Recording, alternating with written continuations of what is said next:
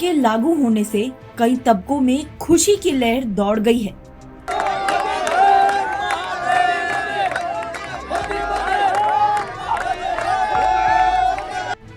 पाकिस्तानी शरणार्थियों में न सिर्फ उम्मीद जागी है, बल्कि उन्होंने राहत की भी सांस ली है।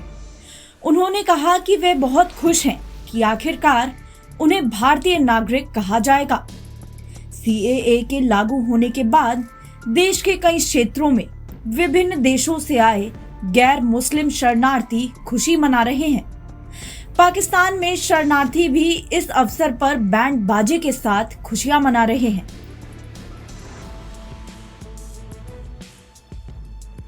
पाक विस्थापित संरक्षण समिति के नरपत सिंह धारा ने बताया कि पाकिस्तान में अल्पसंख्यक हिंदू जनता किस प्रकार से प्रताड़ित है, ये दुख वही लोगों को अच्छे से जानते हैं।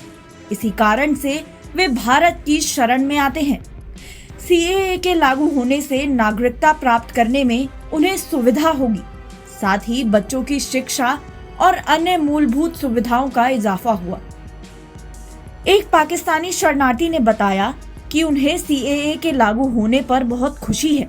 उन्हें वीजा बढ़ाने के लिए दिल्ली में कई बार परेशानी का सामना करना पड़ता था, लेकिन अब उन्हें सरकारी सुविधाएं और बच्चों की पढ़ाई लिखाई में सुधार होने की उम्मीद है। बिल्कुल सर, हम तो ये चाहते हैं कि आज ही जो श्री राम जी के मंदिर की जो प्राण प्रतिष्ठा हुई थी वो आज हुई है हमारे लिए, क्योंकि हमारा भी मन करता है कि भाई हम जाएं वहाँ, और जो पाक विस्थापित है वहाँ जा नहीं सकते, एक स्टेट से दूसरे स्टेट में जा नहीं सकते, इसलिए हमारे लिए तो बहुत ही अच्छा काम हुआ सीए लागू होके। मतलब नरेंद्र जी मोदी जी का धन्यवाद करना चाहते हैं, अमित शाह जी का धन्यवाद करना चाहते हैं जो ये कानून और आज हमारे लिए दिवाली का माहौल है और दिवाली का समय है, और एक बहुत लंबे समय से एक बहुत बड़ा फैसला जो आज मोदी जी ने कर दिखाया। कहते हैं ना, मोदी जी जो कहते हैं वो कर दिखाते हैं, मोदी है तो मुमकिन है। और हम भाग्यशाली हैं कि जो लंबे समय से पारित पड़ा था ये कानून आज लागू हो गया, नोटिफिकेशन जारी हो गया सीए का। देखें, बहुत लंबे समय 4-5 साल हमें वेट करना पड़ा 2019 का, और बीच में अटक गया ये मामला।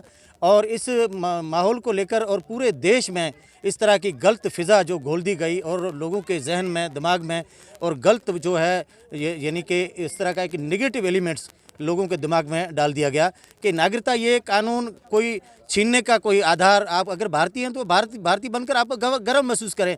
ये कोई कानून छीनने का नहीं है, ये तो प्रताड़ित किसी देश में धर्म के आधार पर अगर किस तरह का कोई माहौल, कोई परेशान है या कोई लोग प्रताड़ित है तो उनके लिए ये कानून है, और आज इन्होंने पारित कर दिया। और हम बहुत, लेकिन सोशल मीडिया पे ये आए दिन यानी फोर्स कन्वर्जन को लेकर और ये किडनैपिंग और इस तरह के माहौल, यानी एक कमसिन बच्चियों को उठाकर ले जाना और उनका धर्म परिवर्तन करना, और कानून के लिए वहाँ बिल्कुल कोई कानून की चलती नहीं है। और इस तरह का एक यानी कि जिहादी टाइप का एक सोच, एक पूरा नेक्सस, और उनके लिए उन चीज़ों से परेशान होकर लोगों ने अगर भारत आना चुना तो ये क्या गलत है क्या?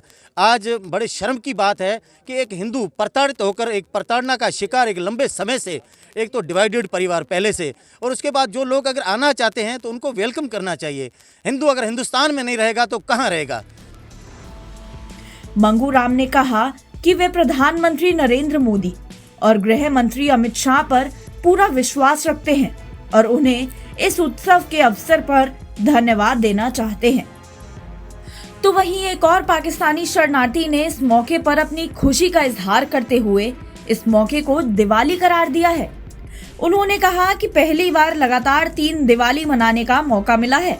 दिवाली के बाद 22 जनवरी को दूसरी दिवाली और अब ये तीसरी दिवाली मना रहे हैं।